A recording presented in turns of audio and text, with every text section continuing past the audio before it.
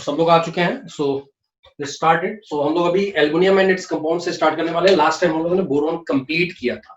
सो अभी जब हम लोग स्टार्ट करें तो it will start with the occurrence, then will see the extraction. बहुत ही सिंपल, एक बहुत ही बेसिक पार्ट देखेंगे. डिटेल्ड पार्ट हम लोग मेटलर्जी के टाइम पे ऑलरेडी डिस्कस करेंगे. ठीक है. So that's another part. और उसके बाद फिर इसके कंपाउंड्स और इसके रिएक्शंस वगैरह जो है वो थोड़े से देखने हैं. ठीक है. So start from this part, right down this occurrences, किस किस फॉर्म में मिलता है ये नेचुरली.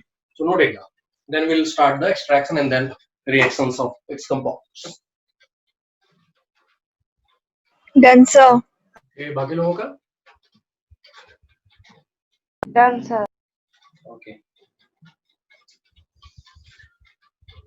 गौरव, Nitesh, Yes, sir. Done. Done, sir. चलो ठीक है. सो एक्सट्रैक्शन में बहुत छोटा बता रहा हूँ मैं, बहुत डिटेल में पढ़ेंगे तो उसी में एक आध घंटे लग जाते हैं. एल्युमिनियम इतना बड़ा हो जाता है एक्सट्रैक्शन में. प्रॉपर उसका पहले रिडक्शन वाला पार्ट, देन उसके डिफरेंट टाइप के मेथड है. रेड बॉक्साइट है तो क्या होगा, व्हाइट बॉक्साइट है तो क्या होगा, there is a third method also. फिर इलेक्ट्रो रिफाइनिंग है. तो ये सारा काम हम लोग मेटलर्जी चैप्टर पे छोड़ देते हैं अभी के लिए. बाद में मेटलर्जी के टाइम पे उसको डिटेल में डिस्कस करेंगे. अभी मैं बहुत ही छोटा सा मेथड एक बता रहा हूँ, जस्ट एक इनिशियल पार्ट जो है उसका एक्सट्रैक्शन में. ये डिटेल हम लोग पढ़ेंगे metallurgy chapter.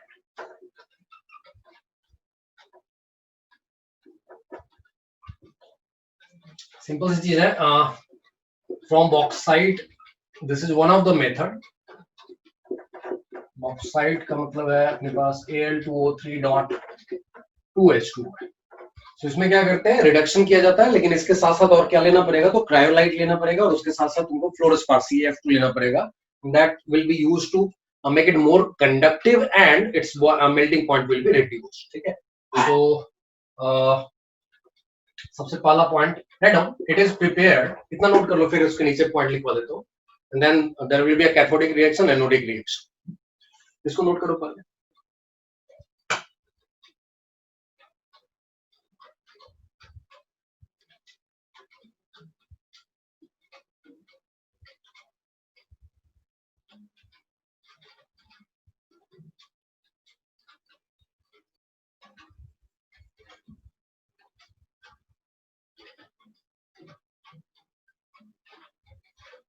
Done? Yes, sir. Okay, write down. It is prepared. Yeah, aluminum is prepared by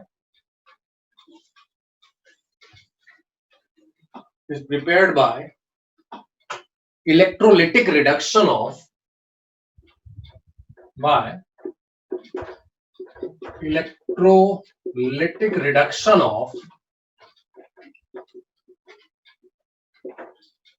molten alumina.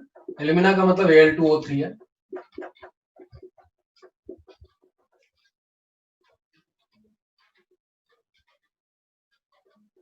Along with cryolite, Na3LF6, and fluorspar. Fluorspar is CaF2 in the mixture. Reaction क्या होगा, ये जो Al2O3 है, this is one way of showing it that it is having Al3 plus AlO3 3 minus. ठीक है. सो ये Al2O3 का ionisation की तरह हो गया. अब कैथोड पे क्या होगा, रिडक्शन होगा. कैथोड पे Al3 plus 3 electron will give you aluminium, and anode पे ये जो बचा हुआ पार्ट है, समझ लो उसका ऑक्साइड वाला पार्ट जो है वो ऑक्सीडाइज होने वाला है. सो AlO3 ऐसे दिखाने के लिए हम लोग पूरा दिखा देते हैं. This will be giving you Al2O3 plus O2.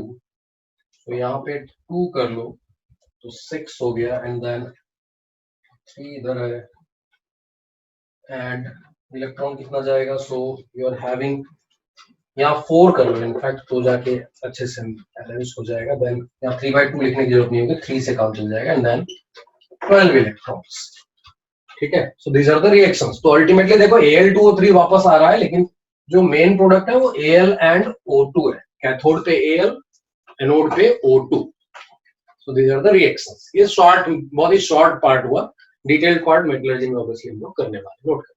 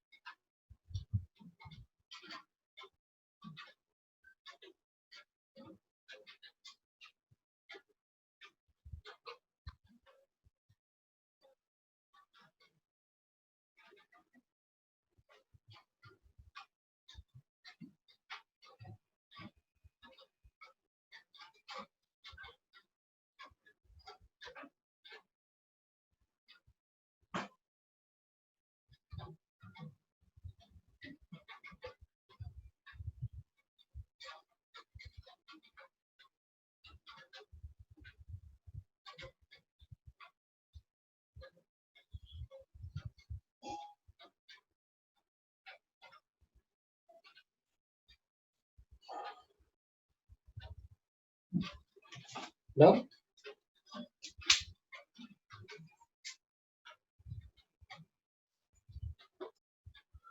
Yes, sir. Yes, sir. बाकी लोगों का, Gaurav and Jasleen. Done sir. Okay.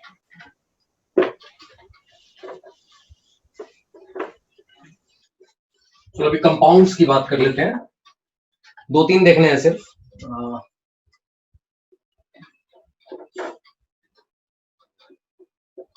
सबसे पहला है एल्यूमिना, जिसको मैंने अभी लिखा था जस्ट, Al2O3. सो क्या 2-3 चीजें जाननी है. पहली बात, it is also known as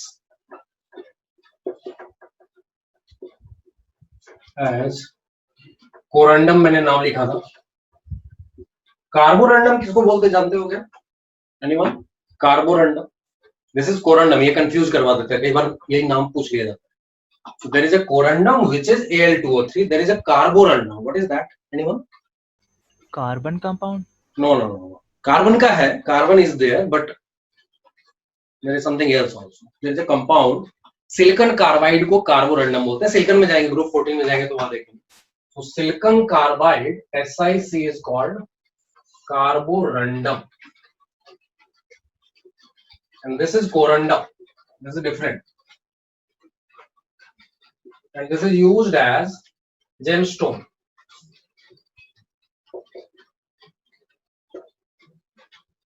दूसरी चीज, एम्फोटेरिक वाली लिस्ट में एल्युमिनियम था, तो एल्युमिनियम का oxide is an amphoteric oxide. इसका रिएक्शन मैंने बताया हुआ है, NaOH के साथ है ना. तो it is an amphoteric oxide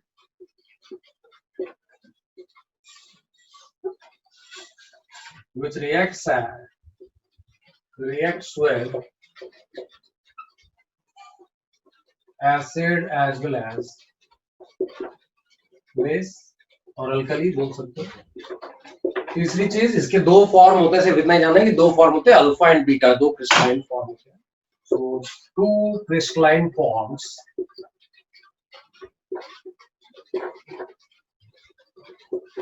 एक है alpha Al2O3 and beta. Detail नहीं जानना है इसका.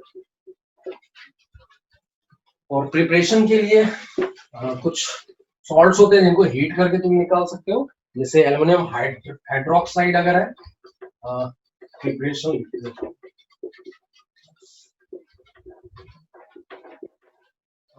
if you heat AlOH thrice, then you get Al2O3. इसको हीट कर दिया प्लस H2. सो यहाँ लिख दिया. या फिर एल्युमिनियम सल्फेट को भी हीट कर सकते हो तुम. Al2SO4 thrice, इसको भी हीट कर दिया. you'll be getting Al2O3 plus SO3. that will depend on temperature की SO3 रहेगा, या और हायर टेम्परेचर पे ले जाओगे तो SO2 plus O2 भी आ सकता है. so that's another thing. so we're having 3 लिखने से I think 9-3. okay, that is also ammonium alum होता है NH4 twice SO4 dot Al2SO4 thrice. Dot 24H2, इसको भी हीट कर दोगे, विल बी गेटिंग, एक तो अमोनिया मिल जाएगा, Al2O3 मिल जाएगा जो अपन को चाहिए, प्लस अगेन वही SO3 गैस मिल जाएगा, एंड देन H2O मिल जाएगा। तो ये सब कोफिशिएंट्स वगैरह लिख लोगे, 24 यहाँ 4, this is 1, this is 2, this is 3. So this is called ammonium halide.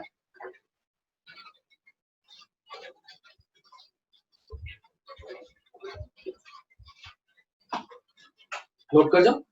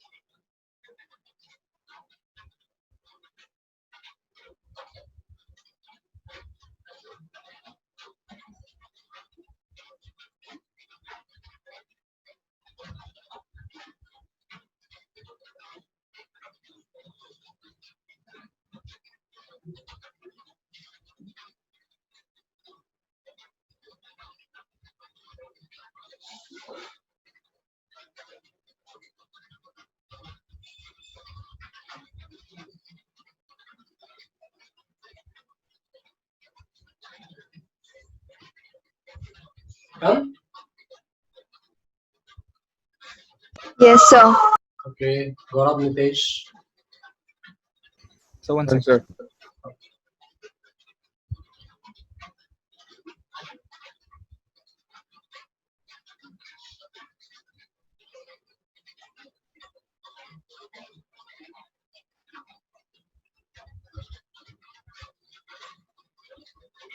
Done, sir. Okay.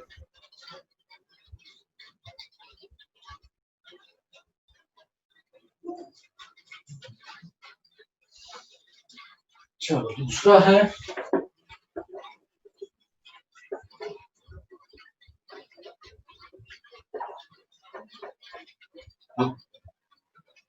second compound is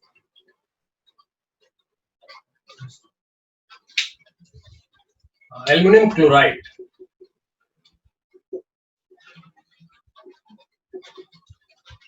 crystalline form में जब रहेगा तो AlCl3.6H2, that's the formula crystalline form. So properties वाले देख लेते हैं क्या क्या है. White crystalline solid,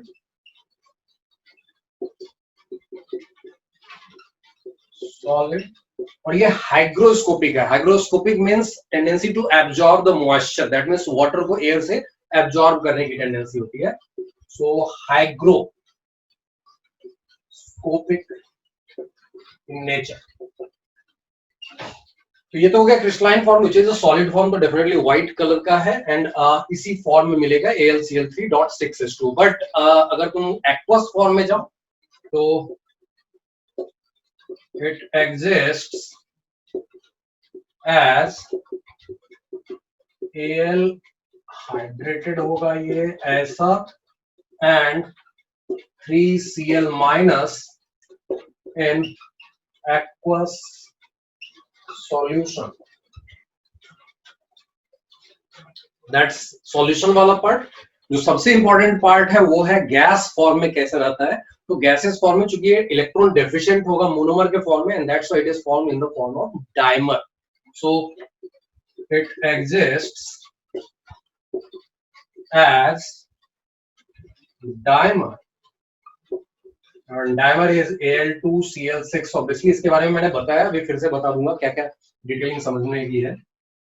dimer Al2Cl6 in gaseous state। अब ये डायमर कैसा है?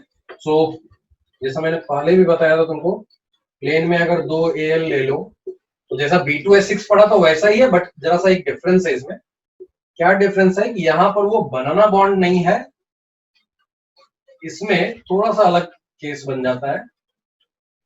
एक यहाँ पर Cl इसका है, एक Cl इसका है, और हम लोग बोलते हैं ये इसको दे सकता है और ये इसको दे सकता है। दैट्स व्हाई अभी जो बॉन्ड बन रहा है ये, इसको हम लोग बोलते हैं, क्योंकि लोन पेयर क्लोरीन के पास ऑलरेडी अवेलेबल है, which was not there with hydrogen, है ना।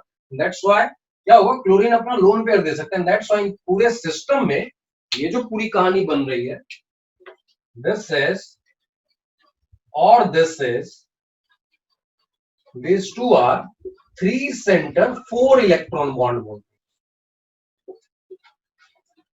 वैसा ही ये भी, ये पार्ट भी जो है, this is 3 centre 4 electron bond बोलते हैं। Okay, that's one part. दूसरा पार्ट, अगर हम लोग बॉन्ड लेंथ की बात करें, again this bond length is shorter, this is longer, क्योंकि कुछ ना कुछ डिस्ट्रीब्यूशन जा रहा है। सो दैट्स व्हाई अगर हम लोग बॉन्ड लेंथ की बात करें, इनफैक्ट 206 221 ऐसा कुछ नंबर रहता है। सो इस बॉन्ड का बॉन्ड लेंथ जो होता है दैट इज 221 जैसा पीएम होगा। एंड ये जो बॉन्ड है, जो नॉर्मल है, 2 सेंटर 2 इलेक्ट्रॉन बॉन्ड और नॉर्मल सिग्मा बॉन्ड जिसको बोलते हैं, इसका बॉन्ड लेंथ जो है that will B shorter, slightly shorter है, बहुत ज्यादा फर्क नहीं है, 206 पीएम। मतलब तुमसे number you are not required to know, but order, मतलब कौन ज्यादा है कौन कम है। This is shorter bond, this is longer, ठीक है। सो दिस इज लॉन्गर, इतना ही सिर्फ याद रखना, नंबर्स याद रखने की जरूरत नहीं। And this is shorter. वैसे ही एंगल की बात अगर करें तो ये एक एंगल है, इसको अगर मैं अल्फा बोलता हूं तो दूसरे कलर से दिखा देता हूं। If this is alpha and ये जो है दिस इज बीटा, देन हम लोग बोलेंगे alpha is greater than beta. Beta around 70s में होता है, अल्फा 100 प्लस होता है, 118 जैसा होता है, और बीटा 75 डिग्री होता है। This is 118 degree and this is 75 degree. So definitely this is greater। इतना लिख लो, फिर आगे बढ़ते हैं।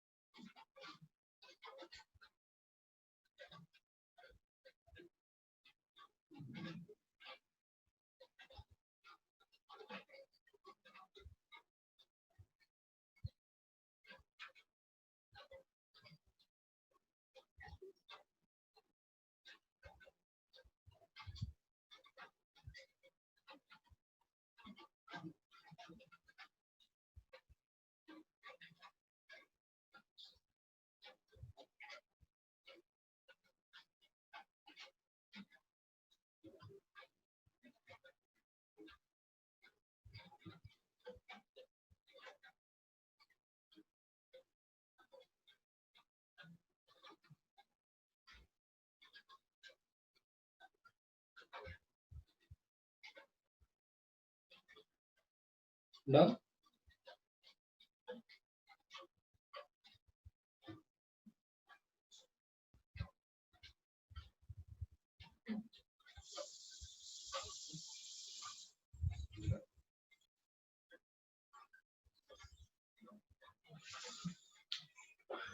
Okay Done, sir. Okay Nitesh, Sakshi. Done, sir. Sakshi, हाँ डन। कुछ और है प्रॉपर्टीज, एक दो और है। सो इफ यू वांट कि इसको हीट करने से क्या होगा, तो नॉर्मली क्या होता है, अगर तुम्हारे पास एक हाइड्रेटेड सॉल्ट है तो normal heating will give you the anhydrous salt, मतलब वाटर चला जाता है। बट यहाँ पर कहानी डिफरेंट है, that's why it becomes important. Normally जैसे Glauber salt, you know Glauber salt, anyone? मूल कंसेप्ट से स्टार्ट होता है ये बताना, Glauber salt, you know, anyone? बताओ, एनीवन? सर नाम सुना है। ओके, Na2SO4.10H2O, इसको बोलते हैं ग्लोबर सॉल्ट।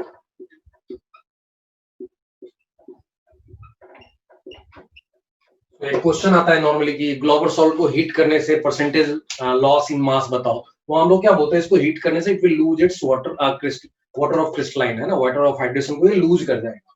तो 10H2O का जितना मास होगा out of this whole molecule, that will be the loss, वो परसेंटेज हम लोग निकाल सकते हैं। तो इस तरह से कहा जाता है। नॉर्मली ऐसे बहुत सारे सॉल्ट्स हैं, हाइड्रेटेड सॉल्ट, जिनको पहले नॉर्मल हीटिंग से they will just be losing their water of hydration. लेकिन ये जो कंपाउंड है इसके साथ ये बात नहीं है, इसकी कहते हैं हम लोग हाइड्रोलिसिस हो जाती है, that's why you don't get the anhydrous salt by heating it.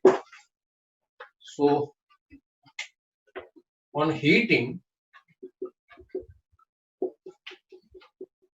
AlCl3.6H2O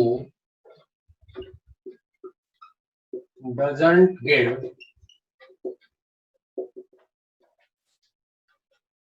anhydrous AlCl3 due to its hydrolysis। तो होता क्या है, इसका हाइड्रोक्साइड बन जाता है और HCl निकलता है। So when you are heating it, it gives you AlOH thrice plus HCl। इसको बैलेंस कर सकते हो ऐसा देख के, यहाँ अगर HCl क्या 3, तो मैं 3 लिख दूं तो हो जाएगा क्या, 3OH 12 है ना, 3 बार, अगर मैं यहाँ 3 लिख दूं, 3 3 6 12 चाहिए, डबल करना होगा। So just see that AlCl3 और 6 6 हुआ ना, 12 चाहिए, 6 ऑक्सीजन, हाँ, तो डबल चाहिए इसका। Let's just put it double and then इसको डबल और इसको 6 करके काम हो रहा है क्या?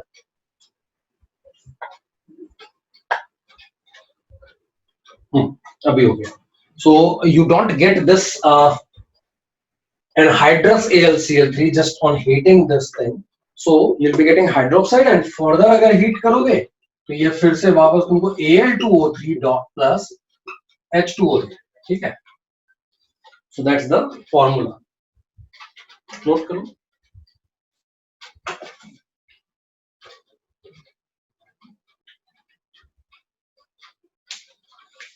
इसको भी अगर बैलेंस करना चाहोगे तो यहाँ पर 3 आ जाएगा।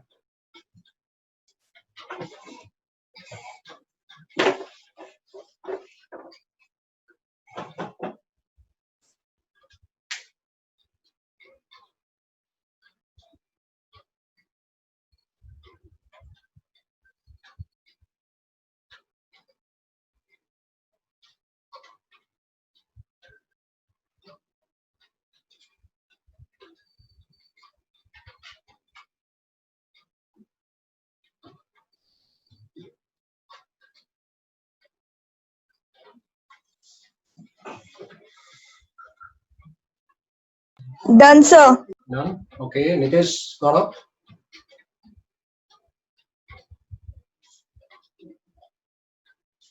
Nitesh and Gaurav.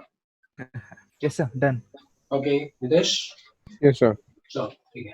That's one point. एक और चीज है, अगर हम लोग NaOH के साथ रिएक्शन की बात करें, चूंकि एल्युमिनियम यू नो दैट की एम्फोटेरिक है, तो इसका रिएक्शन थोड़ा सा डिफरेंट हो जाता है वहां भी. So when you are doing the reaction of this thing with NaOH, तो क्या होगा, पहले it will be giving you precipitate. अगर मैं hydrated form नहीं लिखूं तो it is simply AlOH thrice दे देगा plus this will give you NaCl. यहाँ लिख देता हूं. So this is white precipitate. But अगर तुम excess NaOH लेते हो, then excess NaOH में ये dissolve हो जाता है. और किस फॉर्म में होता है, तो NaAlO2, ये मैंने बताया था तुमको. So this form will be of 10 plus H2O. So dissolved, or you can say soluble है.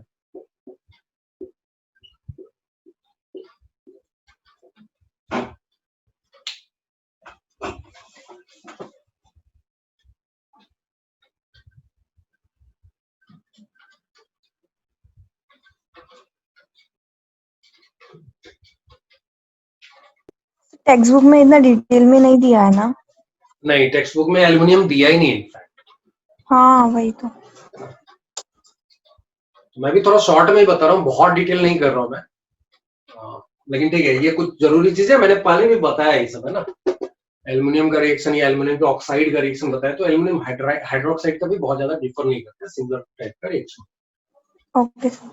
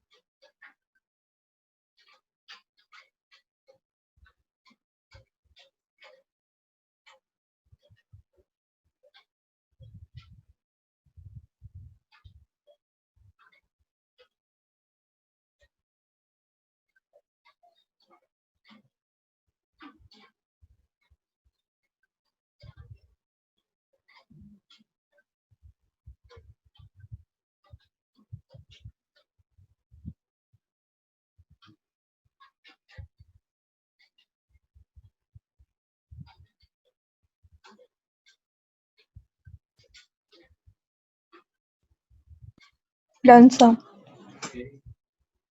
बाकी लोगों का Done, sir. ओके. चलो एक और कंपाउंड है, सर Na3AlO3 भी सेम ही होगा ना? अब उसको बोलते हैं हम लोग जब कॉन्क में डालते हैं ना, तो Na3AlO3 जला जाता है. हॉट एंड कॉन्क सिचुएशन लोगे, this is dilute excess NaOH in dilute solution. ठीक है, so that is one thing. Hot and conc कर देते हैं, देन इन दैट कंडीशन वो Na3AlO3 में दिखेगा. ठीक है, even in that Al is in +3 oxidation state. ठीक है,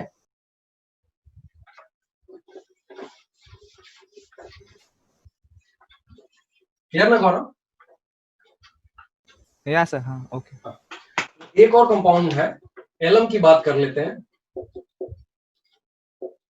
दो तीन पॉइंट्स है. एक तो डिफरेंट टाइप के एलम्स जो होते हैं उनका फॉर्मूला कैसा होता है और उनके कंपाउंड्स क्या होते हैं, वही पूछ दिया जाता है कभी कभी तो, या फिर इनके यूजेस वगैरह क्या होते हैं. एक रिएक्शन है हीटिंग इफेक्ट सिर्फ दिखना है, बाकी रिएक्शंस नहीं जाते हैं. ऑलरेडी मैंने एक अमोनियम वाला एलम का हीटिंग दिखा दिया था तुमको. सो यहाँ पे क्या करना है तुमको, कौन कौन से एलम होते हैं, तो जनरल ये एक फैमिली नेम है समझ लो. तो जनरल फॉर्मूला जो होगा वो कैसा होगा, तो यू विल बी हैविंग एक M2SO4 होगा डॉट M-2SO4 थ्राइस होगा डॉट 24H2O। इसमें से M जो क्या है, M is a monovalent atom और ग्रुप। ग्रुप इसलिए बोल रहा हूं क्योंकि अमोनिया भी आ जाता है, अमोनियम एलम अभी जस्ट मैंने बताया। सो मोनोवैलेंट एटम या ग्रुप आ जाएगा। एंड M डैश जो है that is a trivalent atom. यहाँ पर नॉर्मली दिखता नहीं है ग्रुप, तो इसलिए मैं एटम दिखा रहा हूँ। जो ऑलरेडी नोन एलम्स हैं वो कौन कौन से हैं? सो सिंपल जो पोटैश एलम जो सबसे ज्यादा फेमस है वो है पोटैश एलम।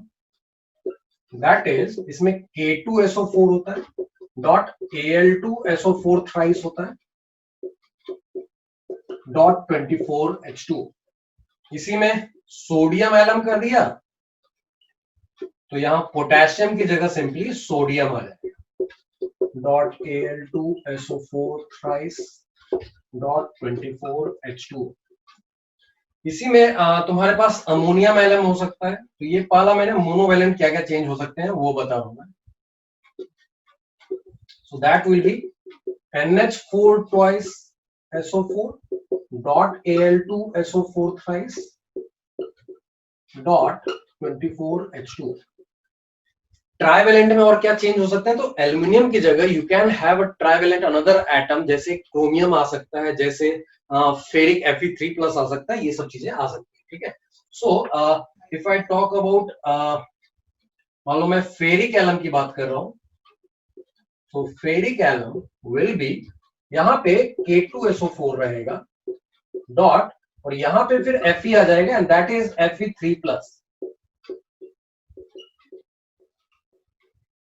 इसके अलावा जो मैंने बताया क्रोम एलम की बात करते हैं हम लोग। क्रोम एलम में अब यहां पर मोनोवैलेंट में यहां पर अमोनियम लिखते हैं, अमोनियम सल्फेट है dot Cr2SO4 thrice dot 24H2। These are some famous alums, note कर लो इसको।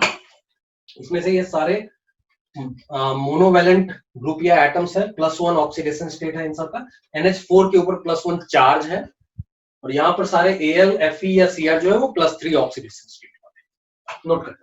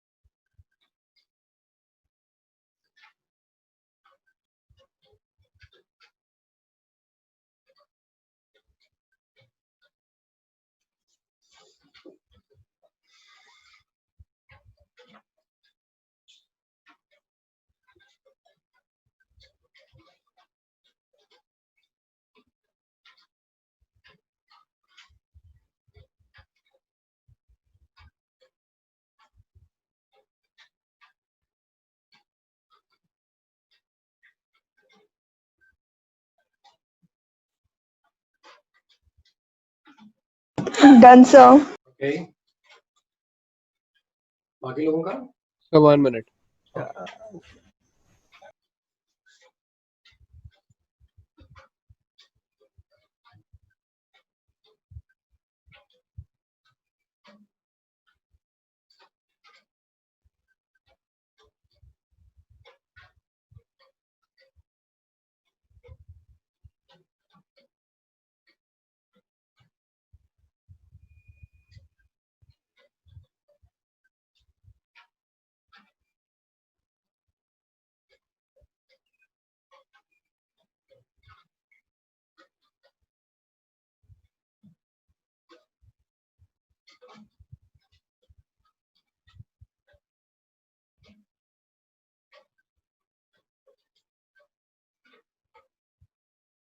Done, sir. तो इसकी प्रॉपर्टीज कुछ देख लेते हैं। गौरव हो गया ना? हाँ यस सर। हाँ, इसकी कुछ प्रॉपर्टीज देख लेते हैं। हम लोग पोटेशियम एल्यूम की बात कर रहे हैं अभी। Of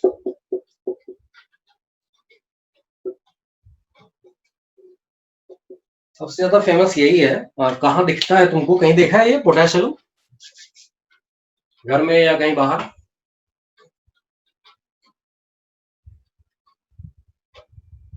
anyone? नहीं देखा? ओके, बताता हूँ कहाँ कहाँ दिखेगा तुमको। पहली बात, घर में दिख सकता है अगर मिठाई के शौकीन है घर वाले तो। उनके घर में मिठाइयाँ बनाई जाती है मिल्क की, जैसे मिल्क केक वगैरह जो बनाते हैं, तो बाहर जो हलवाई वगैरह यूज करते हैं they are using potassium. White colour का पाउडर बना के रखते हैं, या फिर वो छोटे छोटे पत्थर रहेंगे जिनको वो पीस के फिर उसके बाद उसको यूज करते हैं दूध को पार्शली फाड़ने में होता है यूज। बेसिकली जैसे दानेदार जो बनता है, रवेदार बनता है, वो तभी बड़ा वाला दाना बनता है जब you are having slightly acidic, थोड़ा सा फटा हुआ दूध रहेगा तो ही बनता है। ठीक है, तो दैट्स वन थिंग जो हलवाई लोग यूज करते हैं। दूसरा कहाँ दिखेगा? सलाव वगैरह में देखोगे जब शेविंग वगैरह करते हैं तो उसके बाद जो व्हाइट कलर का पत्थर है that is nothing but this cell. तो दिस इज एंटीसेप्टिक का काम करता है। गांव में या फिर कई जगह अभी भी वाटर के प्योरिफिकेशन में ये व्हाइट कलर का पत्थर अभी भी काम आता है, दैट इज पोटैश एल्यूम। ठीक है, तो ये सब कुछ यूजेज है इसके, तो यहीं से यूज भी आ जाता है। उसका एक टेक्निकल पार्ट देखेंगे जो मैंने बताया, मिल्क को, दूध को फाड़ने में यूज किया जाता है, वो कैसे होता है, तो उससे रिलेटेड एक क्वेश्चन दिखता है कहीं, कैसे आता है वो भी देखते हैं। पहले प्रॉपर्टीज में देख लेते हैं क्या है ये। तो सबसे पहली बात जो मैंने बताया, व्हाइट क्रिस्टलाइन सॉलिड है, व्हाइट क्रिस्टलाइन सॉलिड। दूसरी चीज है more soluble in hot water than in cold water. तीसरी चीज है on heating it initially loses water of crystalline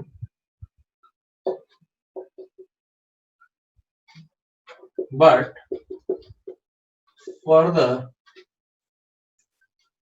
heating results in its decomposition.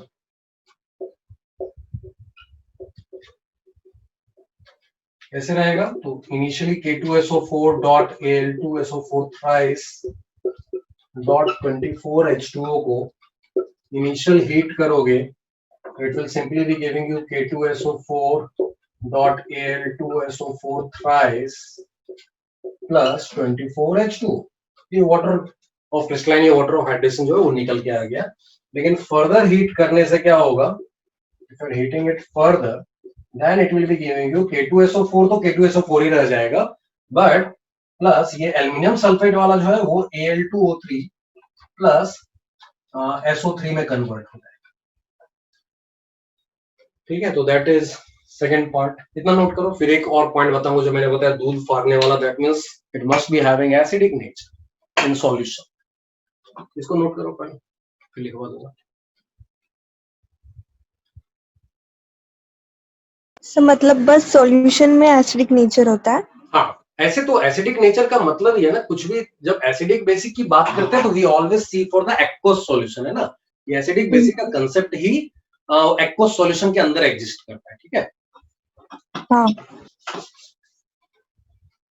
ये एसिडिक बेसिक का मतलब H प्लस OH माइनस, वहां वो कहाँ मिलेगा तुमको? तो वाटर के अंदर दिखता है।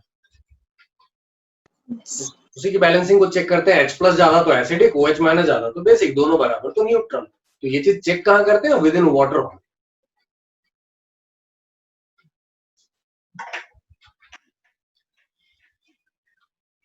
वाटर या फिर कोई भी एक्वस सॉल्यूशन जहां पानी रहे।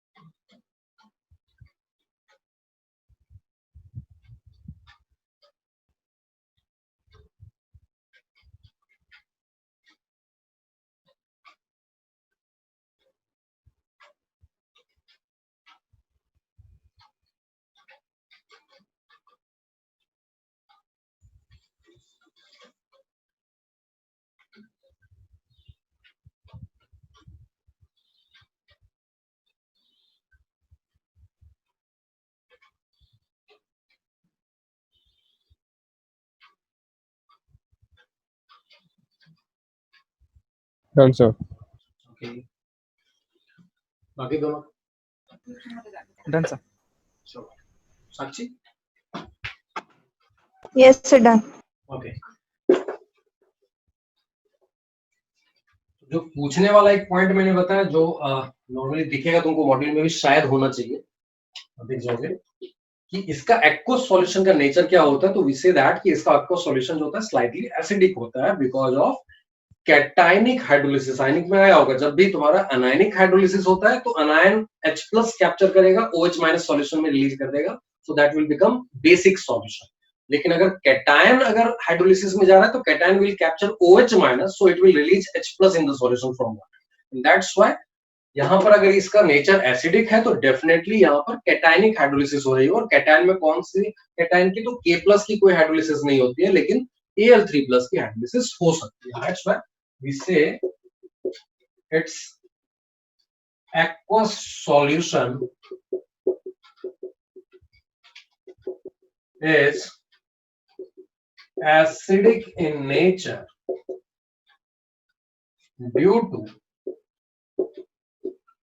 cationic hydrolysis। और वो कैटायन हम लोग कौन सा बोलेंगे, तो this is hydrolysis of not of K plus but Al3 plus।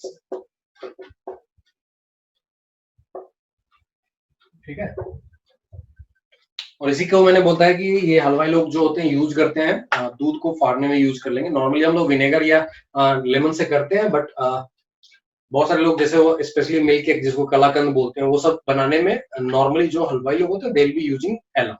ठीक है, तो वो एलम बोलते हैं, उसी को हिंदी में फिटकरी बोला जाता है। पूरा अगर नाम बोले, अगर पोटेशियम वाला है तो इट इज पोटैशियम। ठीक है, ये नोट कर। That's all for potassium. इतना ही पोटैशियम के बारे में इतना ही पढ़ना है। बाकी यूजेस है जो मैंने बताया, एंटीसेप्टिक की तरह यूज करते हैं, हलवाई लोग मिठाई बनाने में यूज करते हैं। ये सब कुछ यूज है, वाटर प्योरिफिकेशन में यूज होता है, एंटीसेप्टिक है जैसा मैंने बताया यूज करते हैं। These are the uses, 3 uses important है।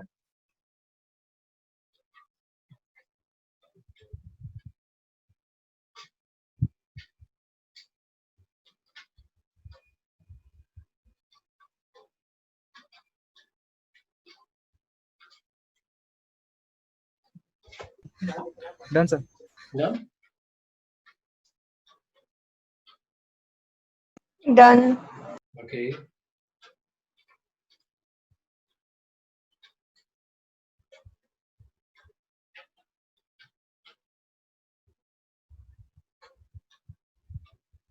Okay, क्वेश्चन लिखो। Read down.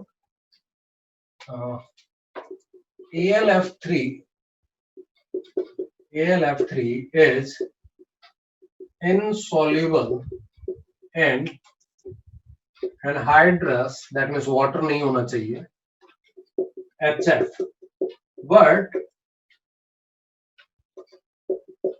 it is dissolved in presence of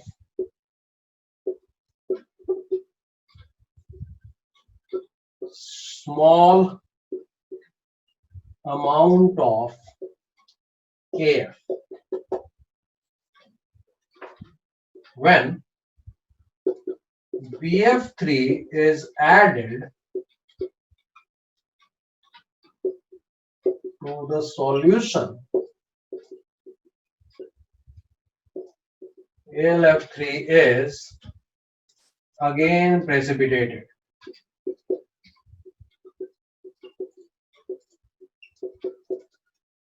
इसको एक्सप्लेन करते हुए रिएक्शन के थ्रू एक्सप्लेन करना है, क्या ऐसा होता है, कौन सा रिएक्शन ऐसा हो जाता है जो ये वाले डिजॉल्व हो जाता है because of KF and then BF3 आने से ये फिर से प्रेसिपिटेट बन जाता है।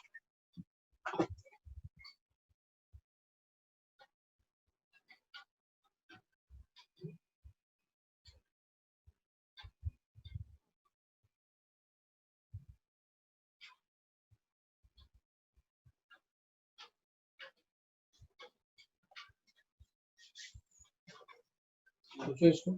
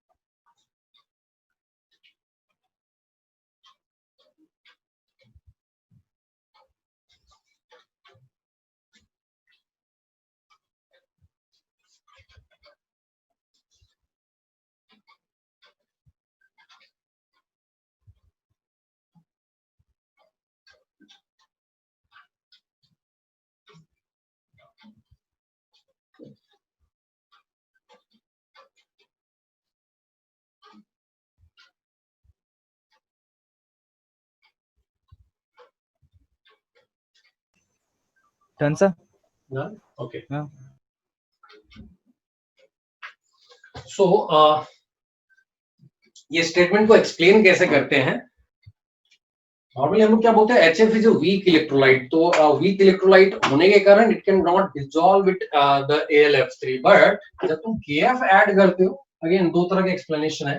जो ज्यादा कन्विंसिंग एक्सप्लेनेशन है वो मैं दे देता हूँ.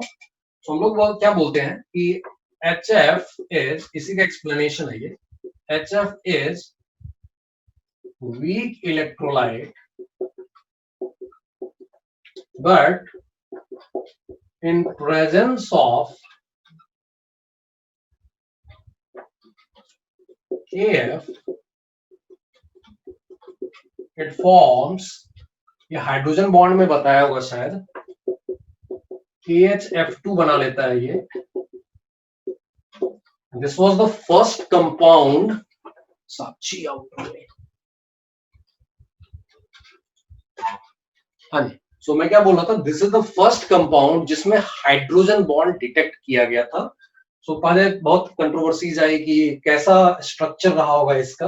तो पहले इन लोगों ने सोचा कि इस तरह का कुछ स्ट्रक्चर होता होगा कि HF ऐसा कुछ होता होगा. ये क्यों गलत है बताओ जरा, व्हाई इट इज रॉन्ग. पहले यही आया था कि शायद ऐसा होता होगा, but then later it was rejected. इसमें क्या गड़बड़ी दिख रही है? Any mistake? सर हाइड्रोजन का डबल बॉन्ड. हाँ, दो बॉन्ड बना रहा है. दो pure proper sigma bond hydrogen नहीं बना सकता क्योंकि इसके पास एक ही ऑर्बिटल है ना. So that's why it can not make two complete sigma bond. तो बाद में पता चला कि ये कंप्लीट सिग्मा बॉन्ड नहीं है, this is having hydrogen bond. ठीक है. सो F माइनस अगर मैंने यहाँ लिख दिया तो ऐसे. So this was the form जिसमें पहली बार हाइड्रोजन बॉन्ड डिटेक्ट किया गया और उसके बाद पूरी थ्योरी डेवलप हुई. This was the first compound. That's why it is because it is important कि जब KF को ऐड किया जाता है HF में तो दैट इट फॉर्म्स KHF2. अच्छा, ये चीज KCl को ऐड करने पर HCl में नहीं होता है. व्हाई? ये सब चीजें आती है, मतलब हाइड्रोजन बॉन्ड के टाइम पे नॉर्मली डिस्कस करते हैं कि जैसा इसको ऐड किया, KF को HF में ऐड किया तो ये बना, बट KCl को हम लोग अगर HCl में ऐड करें then you don't get, ऐसा नहीं मिलता है. क्यों?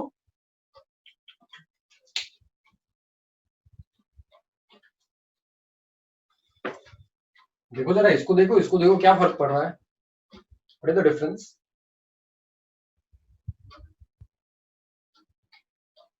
F की जगह क्या आया? जहां F था उसकी जगह यहाँ पर क्या दिख रहा है? क्लोरीन दिख रहा है. And chlorine doesn't form hydrogen bond, है ना. हाइड्रोजन बॉन्ड रेयर केसेस में है. क्लोरल हाइड्रेट में हम लोग बोलते हैं कि chlorine is forming hydrogen bond, but otherwise normal cases में chlorine is not considered to be forming hydrogen bond. So क्योंकि Cl माइनस और H के बीच में हाइड्रोजन बॉन्ड नहीं बन सकता है, इसलिए KCl को HCl में ऐड करने पर ऐसा नहीं बन सकता, या KBr को HBr में ऐड करने पर ऐसा नहीं बन सकता, because there will not be any hydrogen bond type of interaction between the anionic part and the HF या HX part if you are not having fluorine. ठीक है. ये सब चीजें डिस्कस की जाती हैं. चलो, तो ये ऐसा बना रहा है, इसलिए अब ये क्या हो गया, ज्यादा स्ट्रॉन्ग इलेक्ट्रोलाइट बन जाता है. It forms KHF2. इसी को हम लोग KHF2 लिख देते हैं, which becomes strong electrolyte and hence dissolves AlF3. तो ये एक पहला एक्सप्लेनेशन हो गया. लेकिन इसमें अब क्या हम लोग बोलते हैं कि ऐसा होने के बाद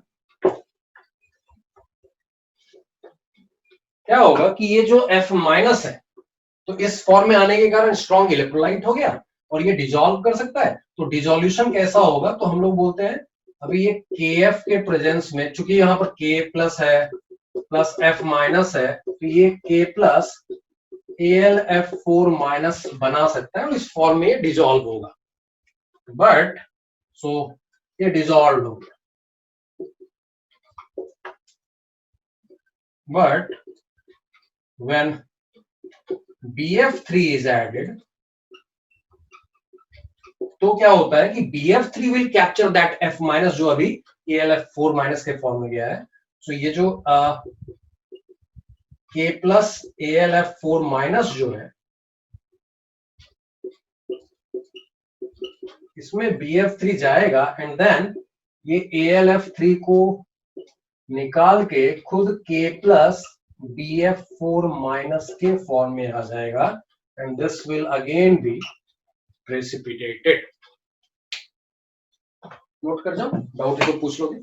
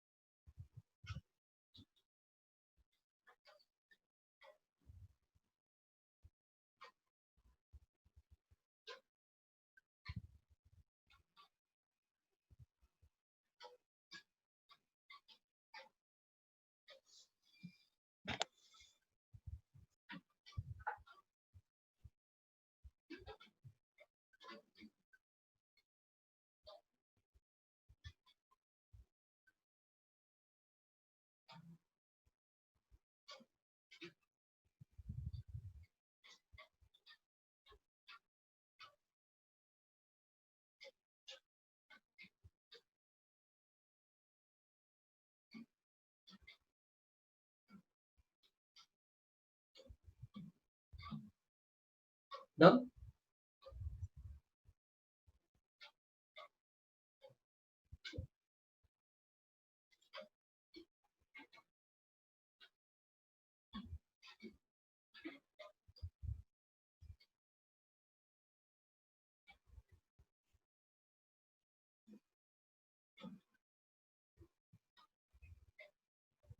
Done, sir. ओके. एक दो और पॉइंट है then we finish this thing. Note की तरह लिख लो उसको. First write down thermite reaction. मैंने पहले भी बताया, जस्ट एक बार और देख लेते हैं. इसको लिखवा देता हूँ, मैंने शायद लिखवाया है कि नहीं याद. थर्माइट रिएक्शन क्या है, मैंने पहले भी बताया था कि एल्युमिनियम जो है उसके ऑक्सीडेशन में बहुत high amount of heat generate होता है and that's why this reaction की स्पॉन्टेनिटी इतनी ज्यादा होती है कि it can reduce other type of oxides. तो that reaction is called thermite reaction. This is reduction of metal oxides by aluminium. ऐसा क्यों हो रहा है? जैसे मैंने बताया कि Al अगर O2 के साथ रिएक्शन करे दैट मींस ये जब खुद ऑक्साइड के फॉर्म में जा रहा होता है Al2O3, तो इसको तो इस रिएक्शन का जो होता है एल्युमिनियम के लिए अगर पर मोल हम लोग बोले तो इस रिएक्शन का डेल्टा H जो होता है अराउंड बहुत ही हाई होता है, -1670 किलो जूल पर मोल ऐसा जाएगा. ठीक है, इसको मैं हाफ कर दूं 3/4. ठीक है, तो ऐसा कुछ बहुत ही huge amount of energy is released in this process and that's why Al क्या कर सकता है, ये रिएक्शन जो मैंने बताया Al जैसे अगर तुमने मान लो Mn3O4 लिया है, it can give you Al2O3 plus Mn reduce होके वहां पे आ गया. या Cr2O3 ले लो तो Al प्लस Cr2O3 ले लिया तो वो भी Al2O3 प्लस Cr बना देगा. इनफैक्ट आयरन के लिए भी यूज होता है, मैंने पहले भी बताया था तुमको कि Fe2O3 मान लो लिया हुआ है या FeO लिया हुआ है तो it will form Al2O3 plus Fe. और यही रेल रोड वाले में यूज होता है जो मैंने बताया था कि ऊपर के सेक्शन में Mg को बर्न करते that produces very high amount of heat and in presence of that heat aluminium और Fe2O3 का रिएक्शन हो जाएगा which will produce Al2O3 but which will produce molten. इतना ज्यादा हीट जनरेट हो रहा है तो वहां पर मोल्टेन आयरन निकलता है और वो जहां पे मान लो जहां पे पटरी टूटी हुई है उसी के ठीक ऊपर ये काम करवाया जाता है. तो मोल्टेन वाला Fe जो आएगा वो उस ब्रोकन पार्ट को फिल कर देगा, उसको फिर शेप में लाके ये लोग आगे बढ़ते चले जाते हैं. They will be having a container जिसके अंदर ये चीज प्रेजेंट रहती है और उसके ऊपर मैग्नीशियम भी होता है, ऑब्वियसली उसको पहले बर्न किया जाता है। तो वो लोग मैग्नीशियम को बर्न करेंगे, मैग्नीशियम के बर्न होने से बहुत हीट जनरेट हुआ, उस हीट के प्रेजेंस में ये रिएक्शन हुआ, उस रिएक्शन से मोल्टेन Fe नीचे से निकल के और वो ब्रोकन पार्ट में सब जगह फिल करता जाएगा, उसको वो मैनेज करके फिनिश करके आगे बढ़ते चले जाएंगे। That's the process. इसी को एल्यूमिनोथर्माइट प्रोसेस भी बोल देते हैं। तो दिस इज द प्रोसेस। तो ये पहला नोट है हमारा। एक और नोट लिखेंगे, then will go to the next part, group 14 में एंटर करेंगे। इसको नोट कर जाओ।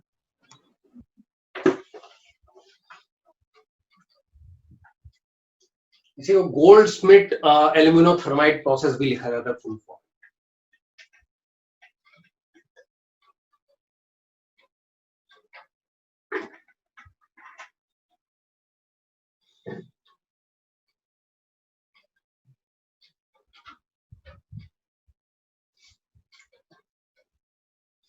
इसको ऐसा बैलेंस करो, इसका साइन होता है, ये नंबर जो मैंने बोला वो इसके लिए रहेगा।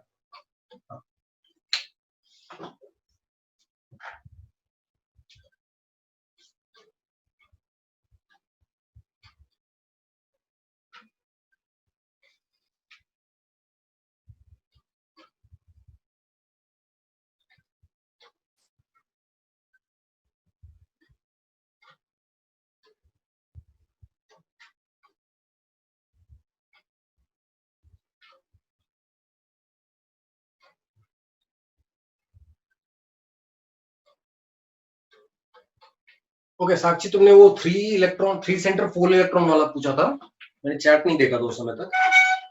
साक्षी, is that your doubt, Al2Cl6 वाला?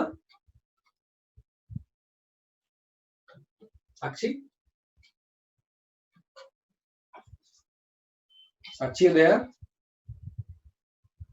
Yes sir.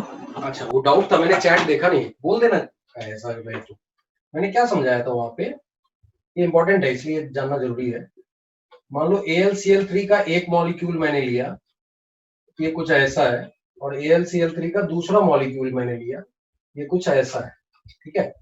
अभी क्या होता है, बोरॉन B2S6 का जो स्ट्रक्चर देखा था उसमें जो हाइड्रोजन यहाँ बीच में आता था उसके पास अलग से कोई लोन पेयर नहीं था, इसलिए हम लोग बोलते थे शेयर्ड इलेक्ट्रॉन ही कभी इधर और कभी इधर रहेगा। दैट मींस उसके मिलने की प्रोबेबिलिटी इन तीनों के बीच में रहेगी। That's why it was 3 centred 2 electron bond, जिसको बनाना बॉन्ड बोला था। बट यहाँ पे क्या है, क्लोरीन के पास 3-3 लोन पेयर होते हैं ना बॉन्ड बनाने के बाद भी, and that's why it can utilize its extra lone pair to form bond with this one। वैसा ही इसके पास भी 3-3 लोन पेयर है, उसमें से एक लोन पेयर को it can use to form another bond, and that's why as a whole अगर इस पूरे सिस्टम को देखोगे तो this is having 3 सेंटर है, Al2 और एक Cl, there are 3 centre and 2 electron तो इस बॉन्ड में पहले से था और 2 इलेक्ट्रॉन और अलग से आए, that's why it is 4 electron bond. Is it okay? Yeah, yes sir. So B2S6 में we have जो बाहर के बॉन्ड होते हैं वो तो हमेशा ही नॉर्मल सिग्मा है, that is 2 electron 2 centre bond है, जो नॉर्मल सिंगल बॉन्ड होता है वो। लेकिन ये जो बॉन्ड है यहाँ पे B2S6 में it was 3 centre 2 electron bond, जिसको बनाना बॉन्ड बोला था। बट यहाँ पे Al2Cl6 में हम लोग बोलते हैं this is 3 centre 4 electron bond. That is the difference between Al2Cl6 and B2H6। Okay sir.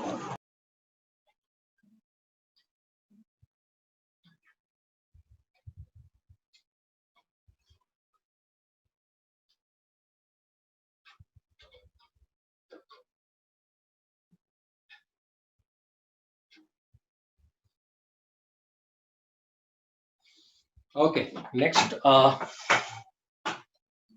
एक और नोट है last, that something called anodisation.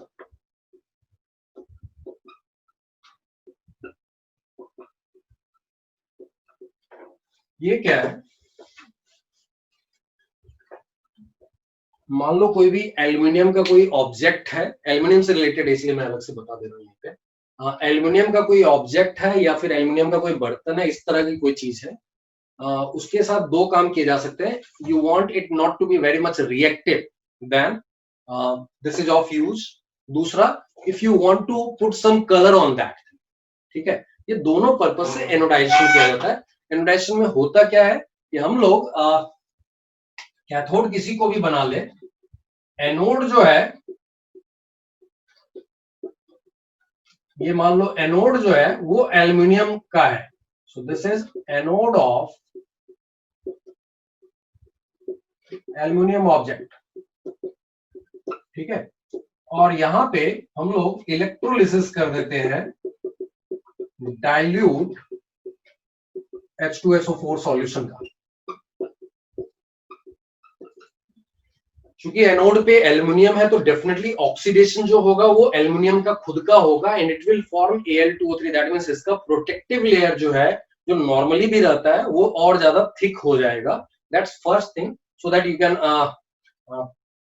Protect this object with some further reaction, that's one purpose. लेकिन वो जो नया Al2O3 का layer इसके ऊपर आने वाला है बिकॉज ऑफ इट्स ऑक्सीडेशन, वो जो आएगा उसके साथ तुम पिगमेंट्स यूज कर सकते हो, डिफरेंट कलर के पिगमेंट्स, तो ये पूरा ऑब्जेक्ट जो होगा वो धीरे धीरे कलर्ड होता चला जाएगा if you are using the pigment also, ठीक है। That can easily catch the pigment, so that is the purpose. तो नोट कर लो, इसको नोट कर लो, पहले लिखवा देता हूं।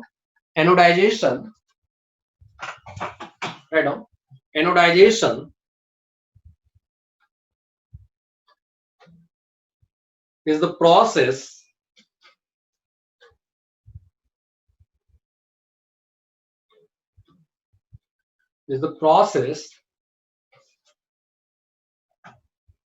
to protect aluminum articles, objects लिखो, articles लिखो, दोनों सेम है, is the process to protect aluminum articles or to give decorative finishing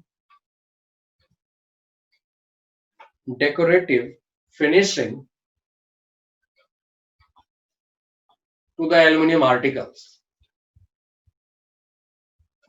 That is the use. क्या किया जाता है इस प्रोसेस में, that we'll see. I'll repeat it, जो मैंने बोला अभी। Anodization is the process used to protect the aluminum articles or to give decorative finishing to the aluminum articles. In this process, electrolysis of dilute H2SO4 solution, electrolysis of dilute H2SO4 solution is done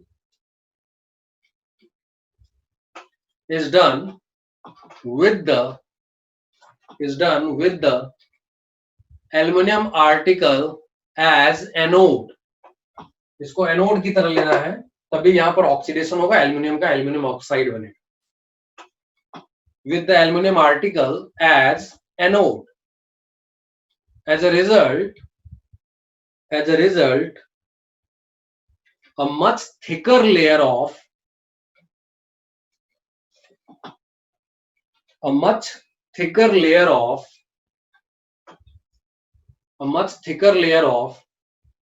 Al2O3 is produced. A much thicker layer of Al2O3 is produced over the given aluminum article. A much thicker Al2O3 layer is produced over the given aluminum article. This layer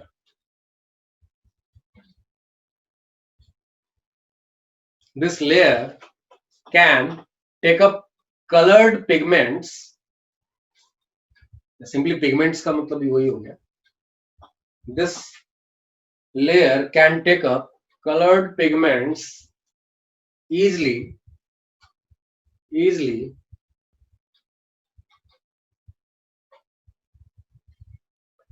resulting in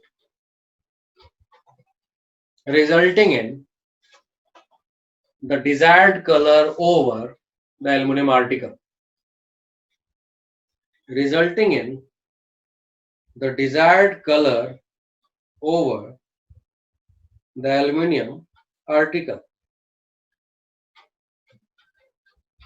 Desired color over the aluminium article, मतलब इसमें जो oxide बनने वाला है, अगर तुम pigment use कर लो तो ऑक्साइड के साथ साथ कलर भी इस पे जाने लगे। That's how if you want to just protect it in a better way तो भी काम पूरा हो रहा है, सिंपली Al2O3 बनता जाएगा, it will be more protected, that's first thing. But if you want to put some colour over that article तो क्या करोगे, यहाँ पिगमेंट भी यूज कर दोगे।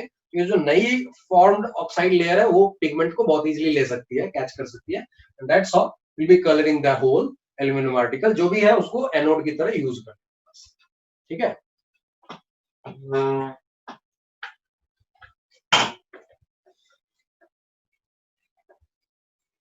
Done. Yes, sir. Okay, uses जो होते हैं बोरॉन या एल्यूमिनियम या इसके कंपाउंड्स के, वो तुम एनसीईआरटी वाले पक्के से देख लोगे। कुछ कुछ चीजें मैं मेंशन कर देता हूँ। अभी जस्ट मैंने पोटेशियम की बात की, उसका कहाँ यूज होता है।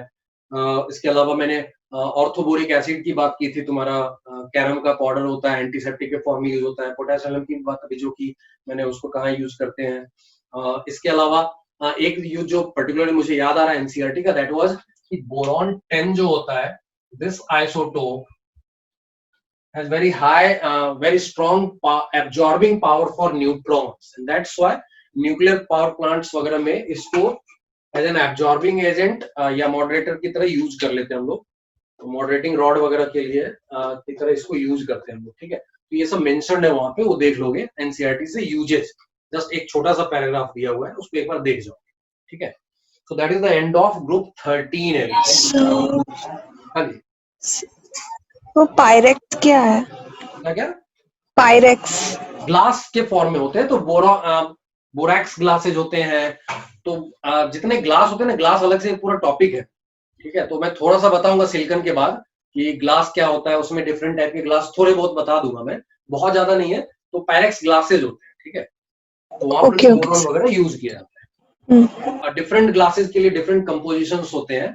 Based on your desired property you can change the composition little bit and you can get the different type of glasses, different colour of the glasses, ठीक है। तो नॉर्मली हम लोग क्या बोलते हैं, बहुत सारे ऑक्साइड्स यूज किए जाते हैं, sodium, potassium, magnesium, calcium, boron, aluminium, इन सब के ऑक्साइड्स यूज किए जाते हैं। इनके अलावा जो कलर चाहिए उसके हिसाब से यू कैन यूज कॉपर वाला, Fe वाला, बहुत सारी छोटी छोटी चीजें चेंज की जाती है, ठीक है। तो डिजायर्ड प्रॉपर्टी भी बदलने लगती है। तो पूरी ग्लास की एक बहुत बड़ी थ्योरी है जो तुमको नहीं पढ़ना है, बट नॉर्मल टाइप की थ्योरी जो है वो मैं बताऊंगा सिलिकॉन की, ठीक है। Yes sir. अभी आ जाते हैं ग्रुप 14 पे। ग्रुप 14 में क्या जानना इंपॉर्टेंट है, तो बहुत बेसिक वाली चीजें मैंने बता दी already. Inert pair effect already explain है। तो कार्बन के लिए पूरा ऑर्गेनिक केमिस्ट्री तो तुम लोग पढ़ ही रहे हो, तो वो उसमें जाने की जरूरत नहीं है। इनऑर्गेनिक वाले पार्ट में थोड़ा बहुत कार्बन का जानना है। जो सबसे ज्यादा इंपॉर्टेंट जानना है इसमें वो ये, एक तो इनर्ट पेयर इफेक्ट इंपॉर्टेंट है ऑब्वियसली। नीचे जाने पर Pb2+ is more stable then Pb4+, बस Sn4+ is more stable then Sn2+, ये जानना इंपॉर्टेंट वाला पार्ट है। इसके अलावा जो इंपॉर्टेंट है वो सिलिकॉन में दो टाइप की चीजें, सिलिकेट्स के फॉर्मूलाज क्या होते हैं, उनके स्ट्रक्चर कैसे होते हैं, और इसके अलावा there is something called silicones, ये जानना इंपॉर्टेंट। ये दोनों इंपॉर्टेंट चीजें हैं जो मैं बहुत डिटेल में पढ़ाने वाला हूँ, ठीक है। वैसे पढ़ेंगे पूरा चैप्टर, लेकिन वो पार्ट मोस्टली नेक्स्ट लेक्चर का पार्ट होने वाला है। So these are two important things. अगर मुझसे पूछो ग्रुप 14 में तीन चीजें अगर पूछो कि क्या क्या इंपॉर्टेंट, डायरेक्टली देख सकते हैं। पहला इनर्ट पेयर इफेक्ट, जो हम लोग ग्रुप 13 में देखें, 14 में भी देखेंगे, 15 में भी देखेंगे, that's one part. Second part silicates, third part silicon, ठीक है। ये तीन इंपॉर्टेंट पार्ट है। तो स्टार्ट करते हैं।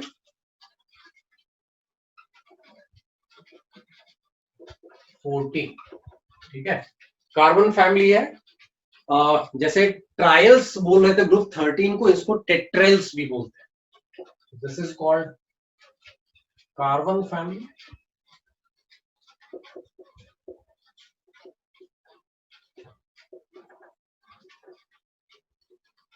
क्रिस्टलोजेन बोलते हैं, क्रिस्टल्स वगैरह, डायमंड का क्रिस्टल होता है, उसके नीचे सिलिकॉन का क्रिस्टल होता है, सिलिका का क्रिस्टल होता है, इस तरह की चीज आती है, तो क्रिस्टलोजेन भी बोलते हैं इनको।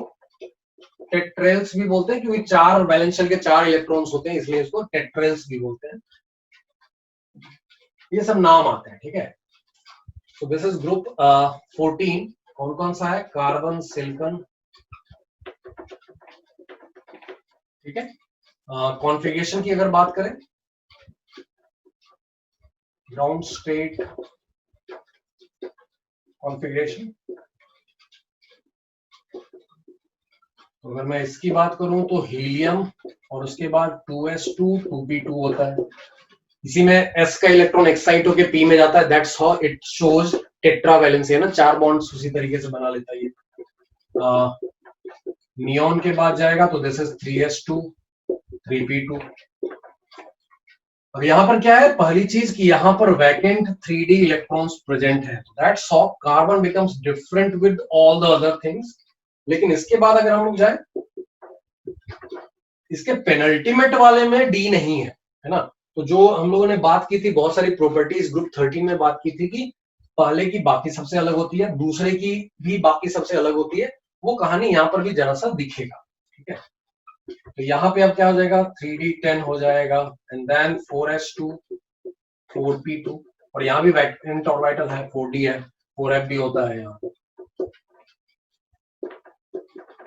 वैसा ही यहाँ पे अब यहाँ से स्टार्ट हो जाएगा तुम्हारा 4f10 आ जाएगा, फिर नो विधि 4d10 आने वाला है, फिर 5s2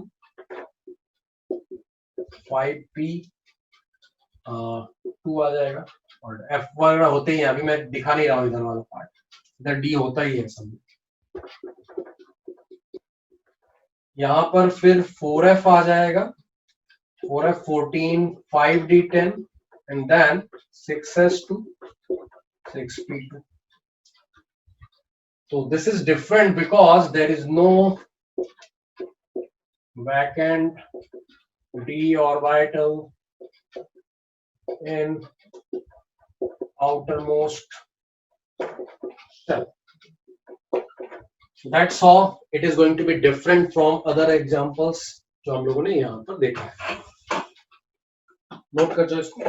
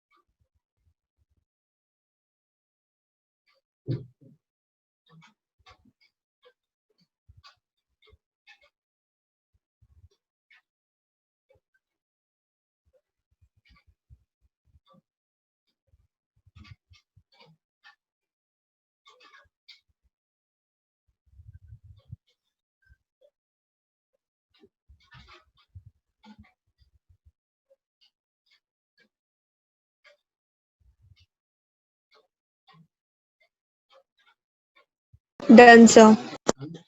Sir. Okay, Gaurav. Done, sir.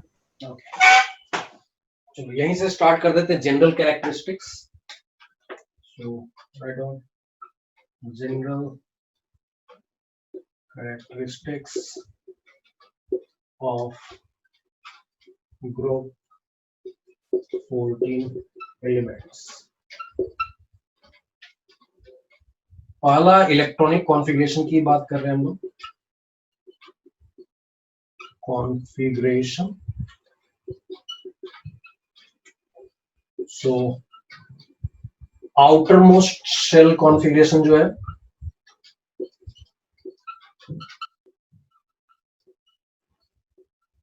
That is ns2 np2, that's one thing. और इसमें जैसा मैंने बताया, कार्बन के अलावा बाकी सब में वैकेंट d ऑर्बिटल प्रेजेंट है, carbon doesn't have any vacant d orbital in outermost shell.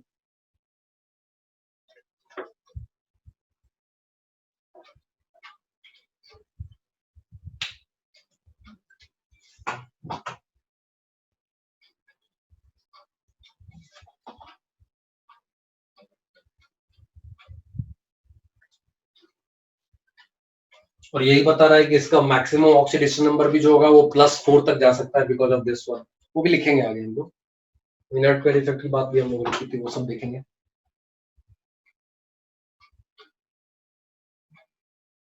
Done. Okay, यहां से एक और चीज लिख लेते हैं और फिर हम लोग बाकी प्रॉपर्टीज पे जाएंगे। Metallic and non metallic properties होता है।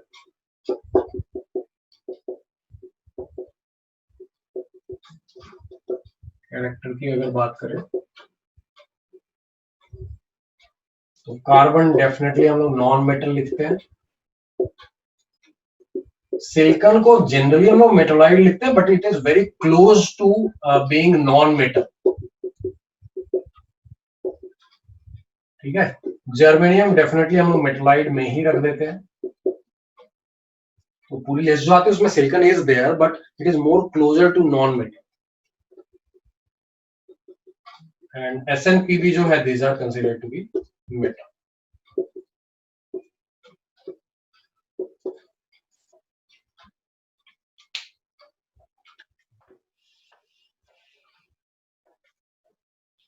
तीसरा देख लेते हैं, साथ ही करते चले जाते हैं।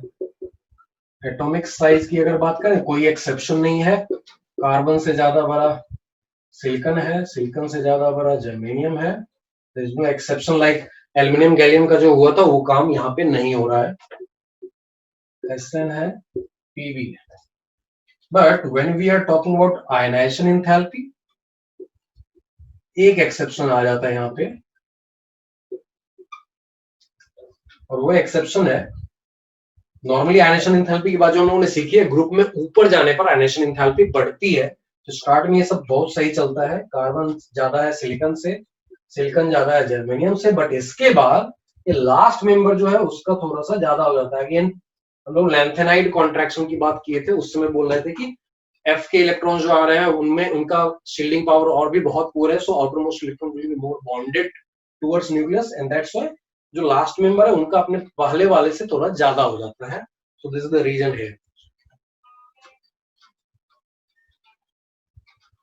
ओके, नोट कर जाओ इसको।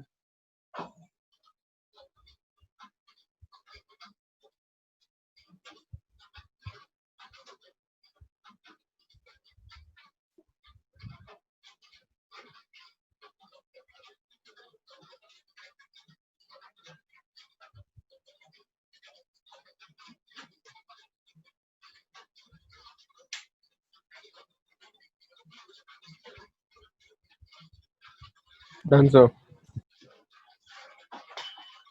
बाकी लोगों का done. Yes, sir, done. Next fifth में बात करते हैं ऑक्सीडेशन नंबर।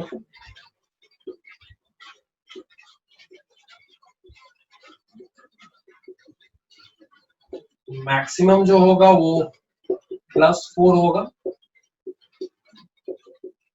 मिनिमम जो होगा वो -4 होगा, और नेगेटिव जो होता है वो कार्बन दिखाता है नॉर्मली।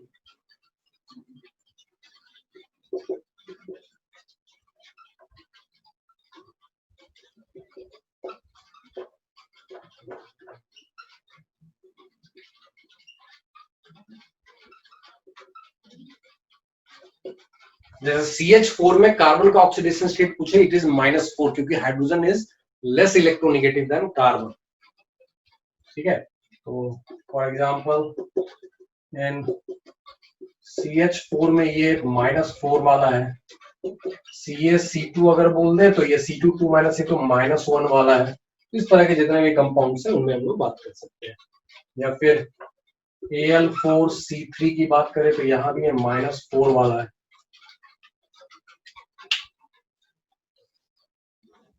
इसके अलावा इनर्ट पेयर इफेक्ट की वजह से हम लोगों ने देखा हुआ है ऑलरेडी,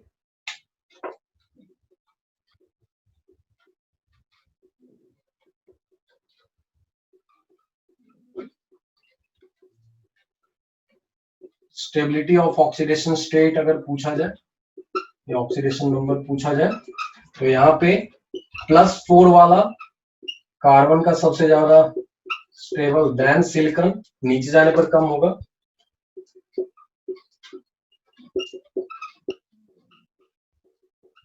लेकिन अगर हम लोग +2 की बात करें तो नीचे जाने पर स्टेबिलिटी बढ़ेगी। ये सब देखा हुआ है हम लोग।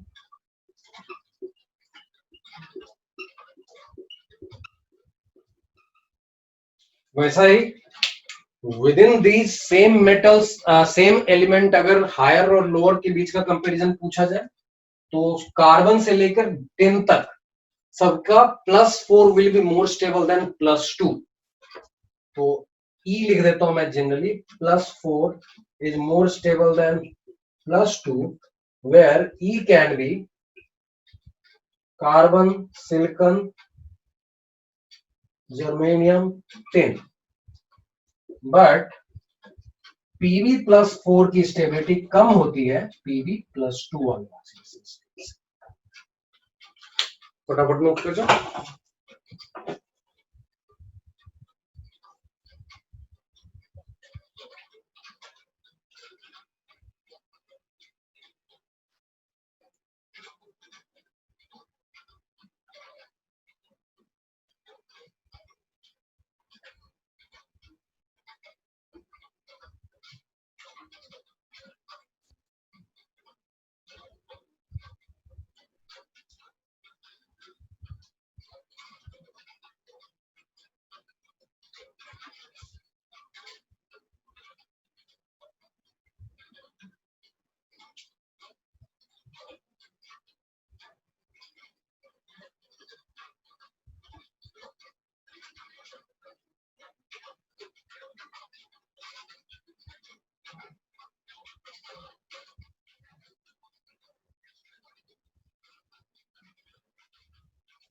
Done sir.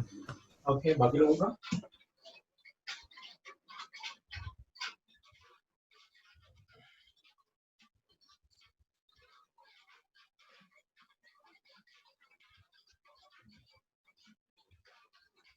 सेम बोले तो क्या बोल रहा है? सर जैसे 13 में था उसका ऑर्डर, आई मीन हाँ वैसे ही क्वेश्चन है, लेकिन वहाँ +3+1 के बीच था, यहाँ +4+2 के बीच में है। यहाँ हायर ऑक्सीडेशन स्टेट जो मैक्सिमम जो है वो +4 है, तो +4 की स्टेबिलिटी नीचे जाने पर कम हो रही है। उससे 2 कम जो है +2 है, तो +2 की स्टेबिलिटी नीचे जाने पर बढ़ रही है। Within the given metal higher is more stable than lower up to the first 4 members, but for 5th member the lower will be more stable. वैसा ही कुछ है, सब रिपीट हो रहा है। ठीक है, ओके ओके सर।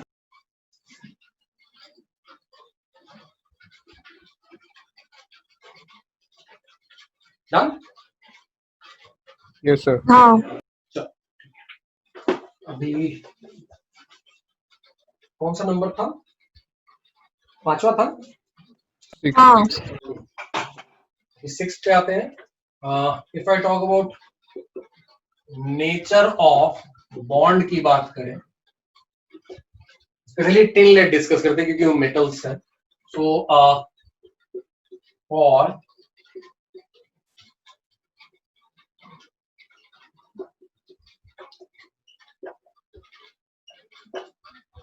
तो SN4+ and SN2+, SN4+ and Pb4+ form covalent bond, while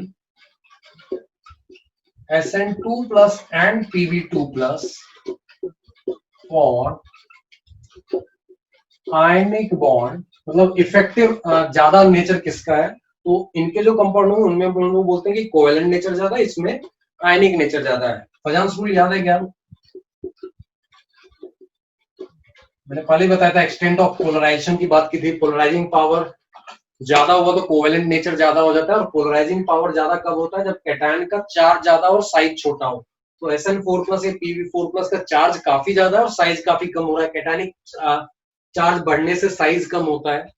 so Fajans rule बोला था कि कोवेलेंट नेचर जो होता है that is proportional to polarization and that is proportional to charge upon size of cation. तो यहां से इसका एक्सप्लेनेशन मिलता है।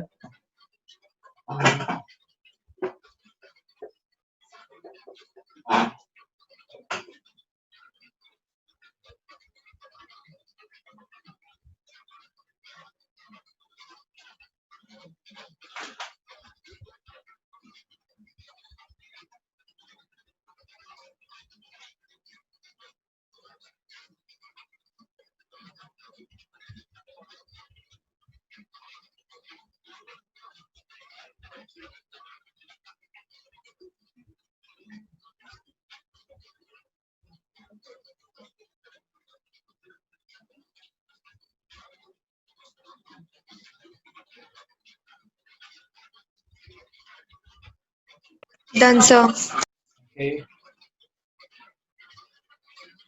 Done, sir. Done, sir. चलो नेक्स्ट है density, melting point, boiling point की बात कर लेते हैं। Density, melting point and boiling point.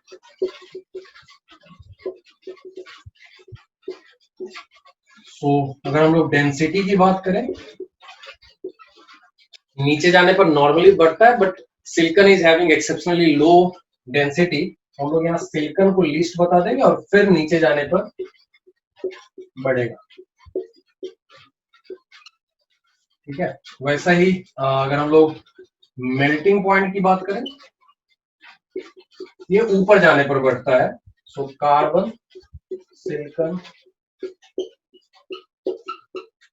Boiling point में नॉर्मली जैसे डेटा मिसिंग रहता है, कार्बन का लिखा हुआ नहीं रहता है, तो सिर्फ सिलिकॉन से स्टार्ट करते हैं कंपैरिजन।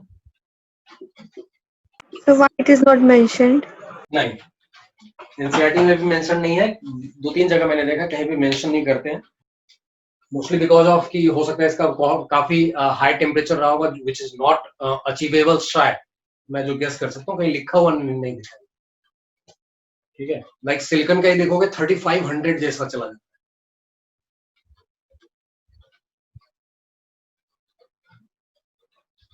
मोर देन 35-50 केल्विन जैसा चला जाता है सिलिकॉन का ही। That is a very very extremely high temperature.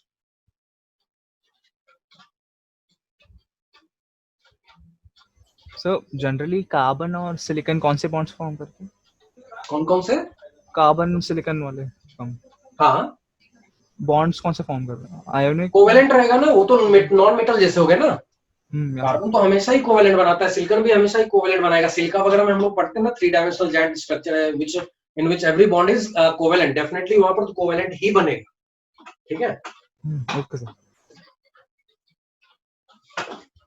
तो ये हो गया density, melting point, boiling point. Electronegativity की बात कर लेते हैं।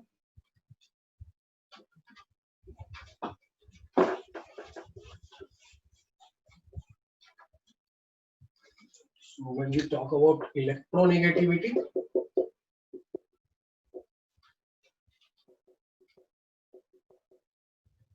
पॉलिंग स्केल पे बताऊंगा।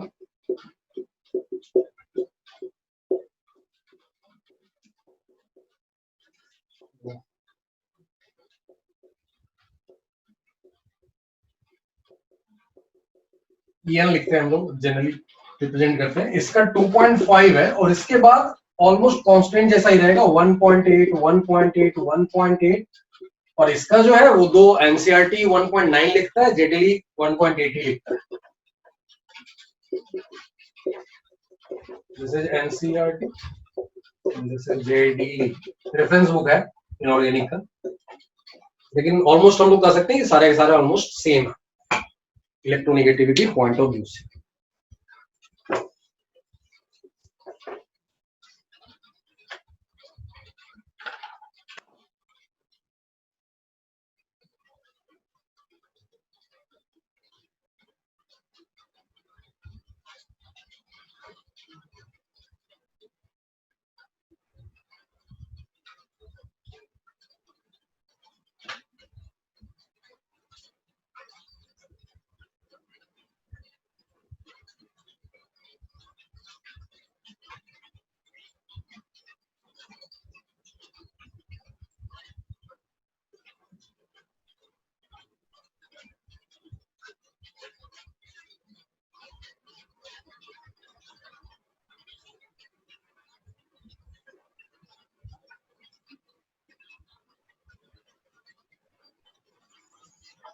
Done?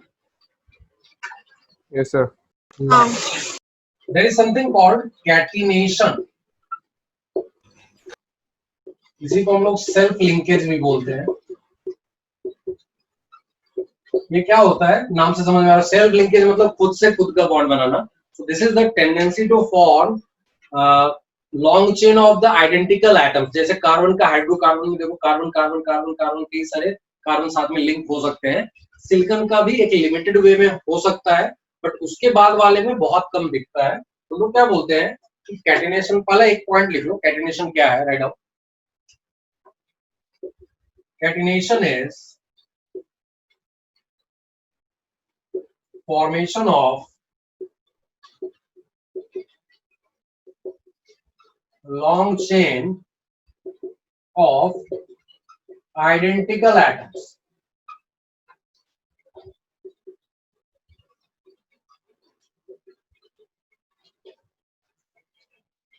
तो इसकी टेंडेंसी हम लोग बोलते हैं कि बॉन्ड एनर्जी जितनी ज्यादा रहेगी उतना ज्यादा फॉर्मेशन की टेंडेंसी होगी. सो बॉन्ड एनर्जी के पॉइंट ऑफ व्यू से अगर हम लोग बात करें तो वो कार्बन कार्बन का ज्यादा होता है सिलिकॉन सिलिकॉन से, इसका ज्यादा होता है जर्मेनियम जर्मेनियम से, इसका ज्यादा होगा टिन टिन से, एंड इसका ज्यादा होगा लेड लेड से. And that's why due to increase in size bond becomes weaker. And that's why catenation की टेंडेंसी जो है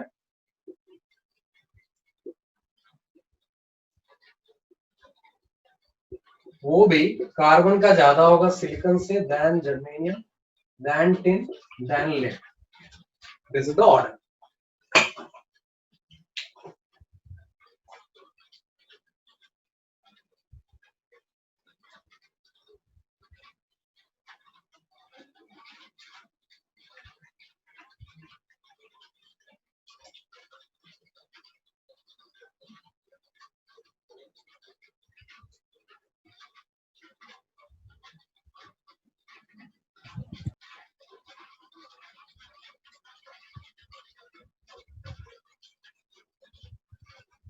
सर कैटिनेशन स्पेशल कैरेक्टरिस्टिक है क्या ग्रुप 14 का? क्या क्या सर स्पेशल कैरेक्टरिस्टिक है क्या ग्रुप 14 स्पेशल का? बोल सकते हैं एक तरीके से, लेकिन आगे भी मिलेगा तुमको. लाइक सल्फर में भी ऐसी टेंडेंसी है ना, sulphur sulphur sulphur sulphur bond काफी सारे बन सकते हैं ना. हाँ सर. तो मतलब यहाँ सर दिखेगा, लेकिन ऐसा नहीं कि सिर्फ यहीं पे दिखेगा, आगे भी दिखेगा. यहाँ पे मैक्सिमम दिखेगा. हाँ, यहाँ बहुत ज्यादा दिखता है. जैसे ऑर्गेनिक में पूरा कार्बन का एक बहुत बड़ा चेन बन सकता है ना, बॉन्ड एनर्जी काफी हाई होने की वजह से. Okay sir. ठीक है. सल्फर में दिखेगा, फॉस्फोरस में दिखेगा, है ना, इन सब में दिखता है. So lead does not show catenation, no? नहीं, इसलिए तो लिस्ट पे रखा है ना उसको. Okay. प्रैक्टिकली हम लोग यहाँ तक बात करते हैं कि ये दोनों दिखाते हैं. ठीक है, carbon and silicon. Done sir. चलो ये हो गया कैटिनेशन. Done.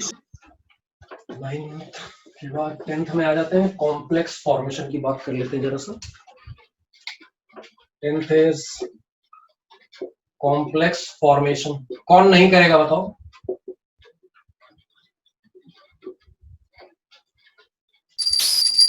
लेड लगभग. कार्बन. कार्बन. कार्बन कभी भी कॉम्प्लेक्स नहीं बनाएगा, बिकॉज इसके पास देखो आउटर मोस्ट शेल में 4 ऑर्बिटल है और एक्साइटेशन के थ्रू चारों फिल हो जाते हैं. That's why. और वैकेंट डी ऑर्बिटल है ही नहीं, क्योंकि कॉम्प्लेक्स फॉर्मेशन ऑलरेडी कोऑर्डिनेशन हो चुका है. यू कैन अंडरस्टैंड दैट कि वैकेंट ऑर्बिटल चाहिए जिसमें लिगेंड जो होगा अपना लोन पेयर डोनेट करने वाला या कोऑर्डिनेट बॉन्ड फॉर्म करने वाला है. So which is absent in case of carbon. So except carbon all of the remaining can form the complex, but carbon will not form. Carbon doesn't form complex due to absence of d orbitals in outermost shell.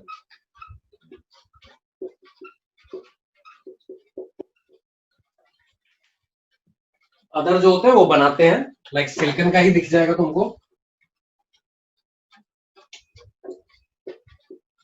other elements can form complexes or tendency to form complex. Again, जैसा coordinate bond बनाना है तो obviously complex जो होगा that will be proportional to charge upon size of cation. So जैसे SiF6 भी बनता है, SiF6 2 minus ऐसा बनता है, ठीक है. तो 6 तक जा सकता है ये because of presence of vacant d orbitals.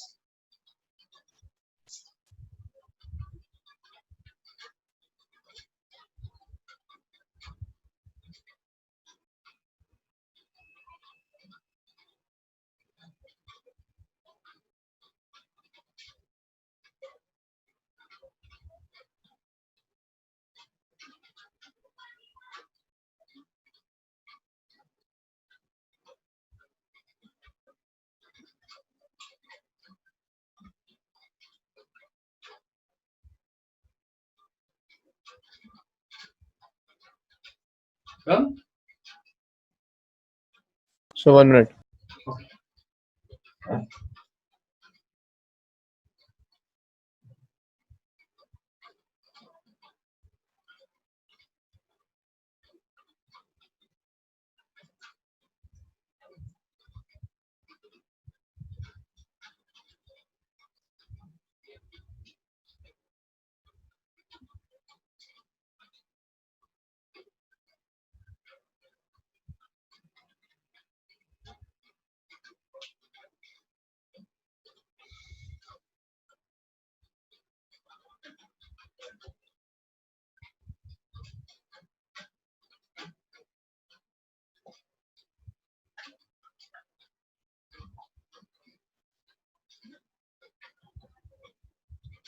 Done, sir.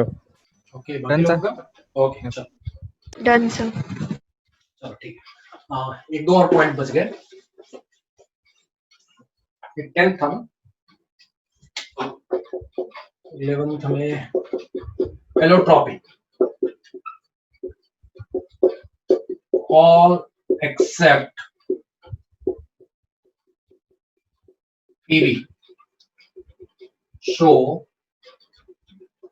Allotropy.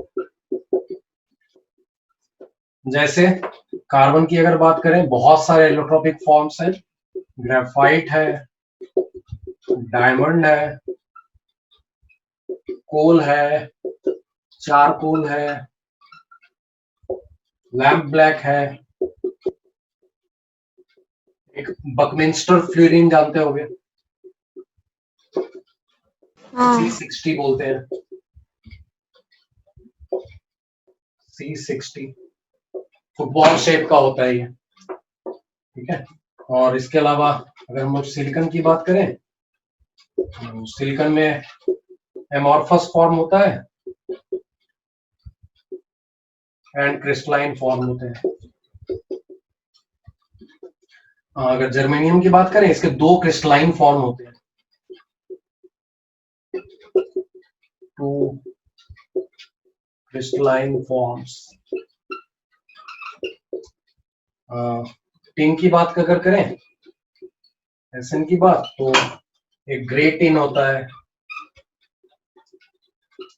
एक आई थिंक व्हाइट टिन होता है, और एक और कुछ होता है, आई थिंक रोम्बिक टिन होता है. व्हाइट टिन होता है एंड एक रोम्बिक टिन होता है, ठीक है. नोट कर. कार्बन के एलोट्रॉप्स को हम लोग डिटेल में देखने वाले हैं आगे. ग्रेफाइट डायमंड तो हम जानते ही है, फिर से बता दूंगा मैं.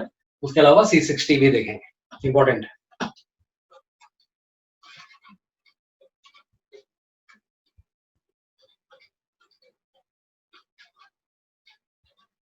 Done, sir.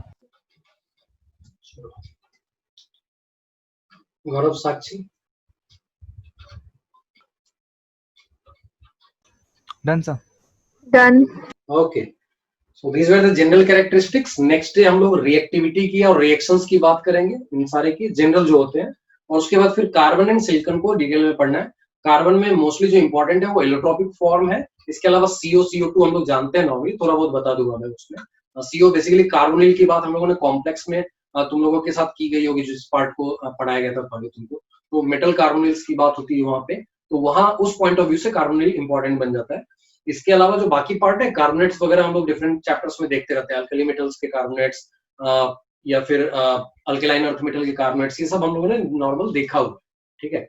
जो इंपॉर्टेंट है, जैसा मैंने बताया, सिलिकॉन में जब जाएंगे तो उसके इंपॉर्टेंट कंपाउंड की जब बात करते हैं तो will be talking about silicones, and उसके अलावा जो हम लोग बात करेंगे इंपॉर्टेंट जो है वो सिलिकेट्स। डिफरेंट टाइप के सिलिकेट्स के क्या फॉर्मूला होते हैं, उनका कैसा स्ट्रक्चर होता है, वैसे सिलिकॉन्स कैसे बनते हैं, और फिर डिफरेंट टाइप के सिलिकॉन्स कौन कौन से बन सकते हैं, ठीक है। तो ये बात हम लोग नेक्स्ट क्लास में करने वाले हैं। अभी हम लोग यहीं पे इसको रोकते हैं।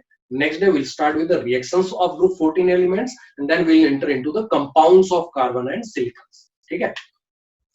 Okay, sir. चलो ओके, एंड करते हैं अभी। Sure. तो सर आज इतना ही। Thank you, sir. Bye everyone. Bye Bye, sir. Thank Bye, sir. you. Okay bye.